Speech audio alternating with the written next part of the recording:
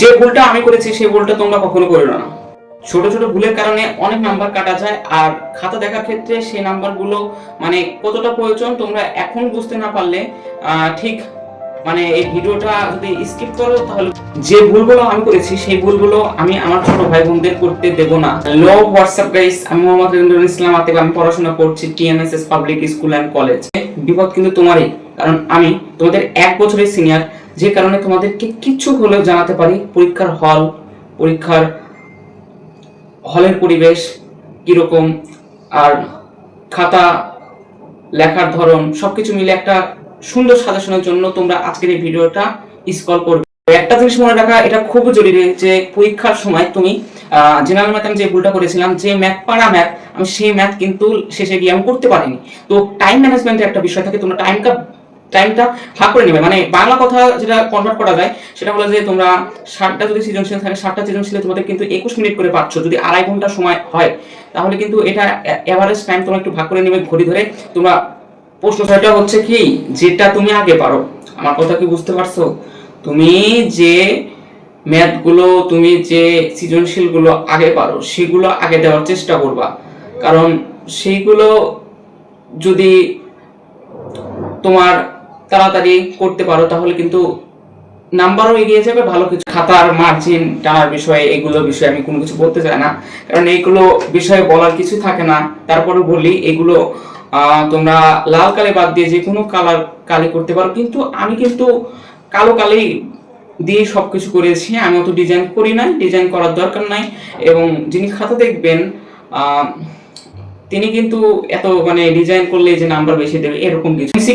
MCQ question পাওয়ার সাথে সাথে তোমাদের যে কাজটি করা উচিত, পারার সাথে সাথে তুমি এই রাফ খাতায় সুন্দরভাবে তোমাদেরকে শিক্ষকদের রাফ খাতা যদি চাও তোমাকে কিন্তু না করবে না। তো রাফ খাতা একটা মানে রাফ পৃষ্ঠা নেবে, নেওয়ার পর তুমি ম্যাথগুলো সলভ করবে। এবং এই যে ক্যালকুলেটর কিন্তু বারে রেখে দেওয়ার জায়গা না, তো এই ক্যালকুলেটরগুলো ব্যবহার করবে এবং সেই ম্যাথগুলো সলভ করবে। এবং ম্যাথ সলভ করার সময় যে বিষয়টি আমারও ভুল হয়েছিল সেটা হলো যে তোমাদের এই ক্যালকুলেটর কিন্তু তোমাদের ম্যাথে বেশি কাজে লাগে। আমার ভুলটা যেটা হয়েছিল সেটা হলো খাতায় মূল পৃষ্ঠায় লেখা। এইটা কিন্তু অনেক সিরিয়াসনেস নিয়ে কাজ যদি করো তাহলে কিন্তু ভালো কিছু হবে বলে আমি মনে করি। 60% শিক্ষার্থী কিন্তু একটা ভুল করে। সেই ভুলটা কি? সেটা হলো টাইম ম্যানেজমেন্ট, যে ভুলটা আমি করেছিলাম। তো আমি কিছু মানে ফার্স্ট পরীক্ষার দিন, বাংলা প্রথম পত্র পরীক্ষার দিন আমার সৃজনশীল লিখতে একটু সমস্যা হয়েছিল আর কি, টাইম ম্যানেজমেন্টের যে বিষয়টা। তো একটা সৃজনশীলের জন্য আমি 25 মিনিট নিই, মানে 21 মিনিটের বেশি যদি আমি নিই তাহলে কিন্তু আমার অনেক মানে টাইম ম্যানেজমেন্টের বিষয়টা অনেক ক্ষতি হয়ে যায়। তাই তোমাদেরকে বলবো যে তোমরা টাইম ম্যানেজমেন্টটা নিয়ে একটু দেখবা, এখন থেকে সৃজনশীল প্র্যাকটিসগুলো করবা, যে কারণে তোমাদের পরীক্ষার সময় কিন্তু অনেক সুন্দর একটি পরীক্ষা হবে। তোমাদের সবাইকে ধন্যবাদ আজকের এই ভিডিওটি দেখার জন্য।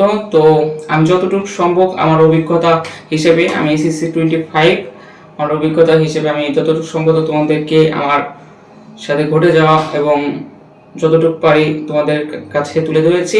তো আজকের ভিডিওটি যদি ভালো লাগে তো চ্যানেলটা সাবস্ক্রাইব করে দিও, আর সাবস্ক্রাইব না করলেও হবে, কোনো সমস্যা নাই। তো সবাইকে ধন্যবাদ। এবং এসএসসি 26 যারা ভিডিও দেখছো, তোমাদের একটা গ্রুপ খোলা হয়েছে, সেটা তোমাদের কমেন্টে দেওয়া আছে, যে কারণে তোমরা কমেন্টে গিয়ে সেই গ্রুপে যোগ হতে পারো।